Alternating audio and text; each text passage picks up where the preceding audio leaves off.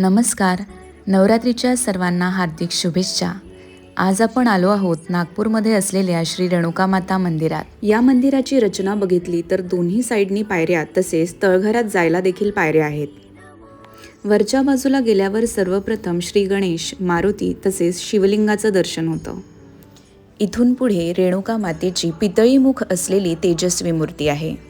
मूर्तीसमोर नुसतं उभं राहिलं तरी देवीच्या चेहऱ्यावरील दिव्यता, करुणा आणि शक्ती जाणवते. या देवळात अनुसया माता तसेच तळघरात गेल्यावर अशा प्रकारे मार्बलचं बांधकाम बघायला मिळतं. इथे मध्यभागी शिवलिंग, उजव्या बाजूला संत श्री गजानन महाराज आणि डाव्या बाजूला संत श्री साईबाबा यांच्या मूर्तींची स्थापना केली आहे. इथे मुख्यतः वर्षातून 2दा नवरात्रात घटस्थापना केली जाते आणि भाविकांची प्रचंड गर्दी असते. माता रेणुका आपल्या सर्वांवर सदैव कृपा ठेवो अशी प्रार्थना करते.